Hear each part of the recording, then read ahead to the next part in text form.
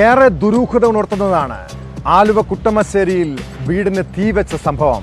കഴിഞ്ഞ രാത്രിയിലാണ് കുട്ടമശ്ശേരി സ്വദേശി നാരായണൻകുട്ടിയുടെ വീടിന് തീവെക്കാൻ ശ്രമമുണ്ടായത്. സമീപത്തെ CCTV പരിശോധിച്ചപ്പോൾ ഈ സമയം ഒരാൾ ഇതുവഴി പോകുന്നതായി കണ്ടെത്തി. എന്നാൽ ഇയാൾ ആരാണെന്നോ എന്തിനാണ് വീടിന് തീവെക്കാൻ ശ്രമിച്ചതെന്നോ വ്യക്തമായിട്ടില്ല. ശബ്ദം കേട്ട് വീട്ടുകാർ എഴുന്നേറ്റത് കൊണ്ടാണ് വൻ ദുരന്തമൊഴിവായത്.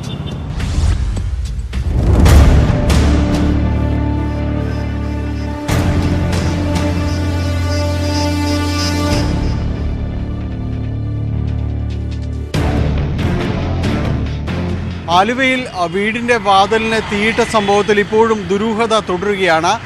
പ്രതിയിലേക്ക് പോലീസിന് എത്താൻ കഴിഞ്ഞിട്ടില്ല എങ്കിൽ കൂടിയും ഇത് സംബന്ധിച്ച അന്വേഷണം കാര്യക്ഷമമായിട്ട് തന്നെ നടക്കുന്നുണ്ട്. CCTVയിൽ പതിഞ്ഞ ദൃശ്യങ്ങളിൽ അതിൽ കണ്ട ആളുടെ മുഖം വ്യക്തമല്ലെങ്കിലും ഇതിൽ ആരാണ് എന്ന് തിരിച്ചറിയാനുള്ള ശ്രമങ്ങൾ പോലീസ് നടത്തുന്നുണ്ട്.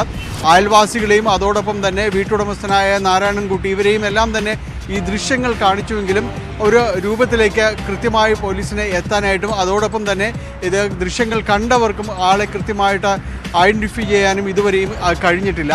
വളരെ യാദൃശികമായി വീട്ടുടമസ്ഥൻ നാരായണൻകുട്ടി എഴുന്നേറ്റ സമയത്താണ് വീടിൻ്റെ മുൻഭാഗത്ത് തീ പടരുന്ന രീതിയിലേക്ക് കണ്ടത്. തുടർന്ന് വീട്ടുകാർ തന്നെ എത്തുകയും തീ അണയ്ക്കുകയും ചെയ്തു. തുടർന്ന് സമീപത്തുള്ള മറ്റുള്ളവരും തന്നെ എത്തുന്നു. ഒപ്പം പോലീസിനെയും അറിയിക്കുകയും ചെയ്തു. പോലീസും സംഭവ സ്ഥലത്ത് ഉടൻ തന്നെ എത്തുകയും ചെയ്തു. ഇത് തുടക്കത്തിൽ അത് ആരാണ് എന്താണ് ചെയ്തതെന്ന കാര്യത്തിൽ ഇപ്പോഴും ഒരു അഭ്യൂഹം നിലനിൽക്കുന്നു. ആദ്യഘട്ടത്തിൽ ഇത് ആരെങ്കിലും മനഃപൂർവ്വം വീട്ടുകാരെ തന്നെ അപായപ്പെടുത്താൻ ശ്രമിച്ചതാണോ എന്നൊരു സന്ദേഹമാണ് തുടക്കത്തിൽ ഉയർന്നത്. ഇപ്പോഴും അത്തരമൊരു സംശയത്തിന് തന്നെയാണ് കൂടുതലും പോലീസും അന്വേഷിക്കുന്നത്.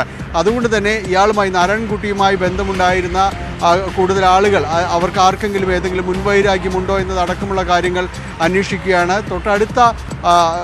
അടുത്തുള്ളവരുമായുള്ള ഇയാളുടെ ബന്ധം അവരുമായിട്ട് ഏതെങ്കിലും രീതിയിൽ വഴക്കുകൾ നിലനിന്നിരുന്നോ എന്ന സംശയവും പോലീസിനുണ്ടായിരുന്നു. അത് സംബന്ധിച്ച അയൽവാസികളിൽ നിന്നടക്കം വിശദാംശങ്ങൾ പോലീസ് തേടിയിരുന്നു. ഇയാൾ ഒരു നാരായണൻകുട്ടി ഒരു മരക്കച്ചവടക്കാരനാണ്. തൊഴിൽ സംബന്ധമായ ഏതെങ്കിലും രീതിയിൽ തർക്കങ്ങൾ ഉണ്ടായിരുന്നു എന്നതടക്കമുള്ള കാര്യങ്ങളും പോലീസ് അന്വേഷിച്ച് വരുന്നുണ്ട്. ഇന്നലെ അർദ്ധരാത്രി ഈ വീടിന് തീ പടരുമ്പോൾ നാരായണൻകുട്ടിയുടെ കുടുംബവും ഒപ്പം തന്നെ ബന്ധുക്കളും അടക്കം ഏതാണ്ട് 7ഓളം പേർ ആ വീട്ടിലുണ്ടായിരുന്നൊരു സ്ഥിതിയായിരുന്നു. വളരെ പെട്ടെന്ന് ഇത് ശ്രദ്ധയിൽപ്പെട്ടതുകൊണ്ട് മാത്രമാണ് വലിയൊരു ദുരന്തം ഉണ്ടാകാതിരുന്നത്. അല്ലെങ്കിൽ തീ മറ്റിടങ്ങളിലേക്കും തന്നെ പടരുന്നൊരു അവസ്ഥയാണ് ഉണ്ടാകുമായിരുന്നത്.